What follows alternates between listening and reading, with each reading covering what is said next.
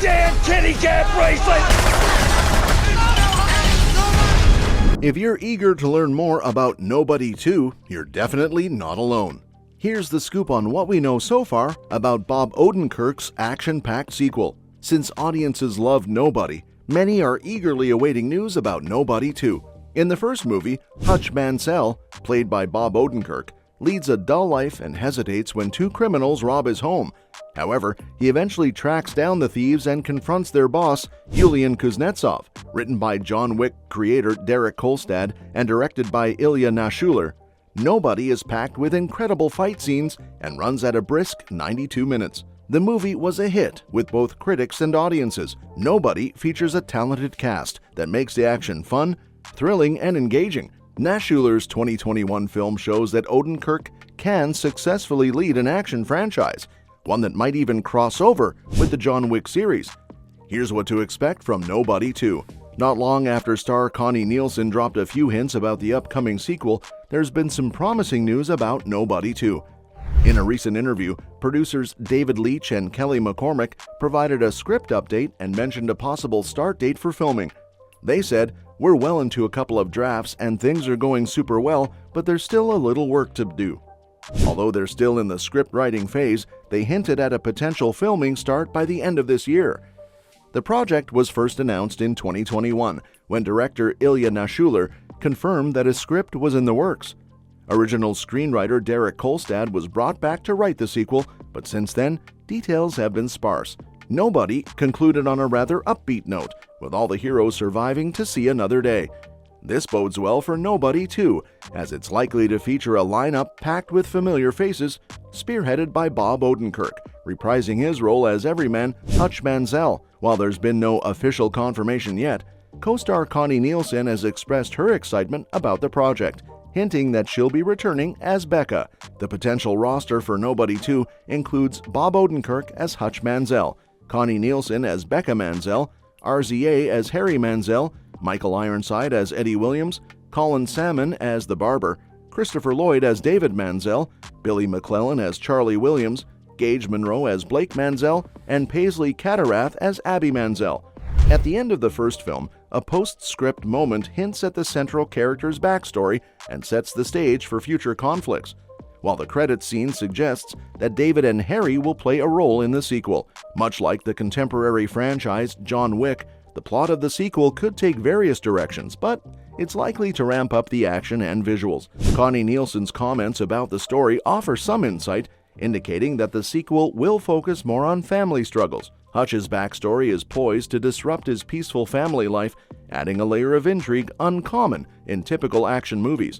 In addition to showcasing Bob Odenkirk's newfound action hero skills, Nobody 2 could also capitalize on his well-known dramatic talent. That being said, while Nobody and the John Wick movies are all thrilling and well-crafted, there are aspects in which the Bob Odenkirk-led film excels within the action genre. Both the 2021 thriller Nobody and the 2014 debuting John Wick franchise share many similarities. In each, the main character is a retired professional assassin who seeks a quiet suburban life, only to have it disrupted by a violent incident. This prompts Hutch Mansell from Nobody and John Wick himself to utilize their skills to protect or seek vengeance for their loved ones. These films have garnered praise from audiences and critics, resulting in multiple spin-offs for the John Wick franchise and the potential development of Nobody 2. There has even been talk of a crossover between the two franchises, highlighting the expansive potential of both successful auction properties. While all these movies effectively blend adrenaline-pumping action with emotional depth, Nobody stands out in its ability to deliver a realistic and impactful narrative compared to the John Wick series. In Nobody and John Wick, the main characters face violent home invasions, failing to protect their loved ones during these attacks. The guilt and grief from these incidents drive Mansell and Wick throughout their respective films. However, Nobody offers a more realistic explanation for Mansell's inaction during the home invasion compared to John Wick's portrayal of Wick's failure to protect his dog. In Nobody, despite having the opportunity and skills to strike back at the intruders, Mansell chooses not to retaliate. Even as his son is being attacked and the intruders are vulnerable, Mansell refrains from using force. Later, it's revealed that he noticed the intruder's gun was unloaded and recognized their desperation rather than malice. Mansell's assassin instincts are meant to neutralize severe threats, not untrained and desperate individuals. However, John Wick doesn't adequately explain Wick's failure to protect his dog from the attackers.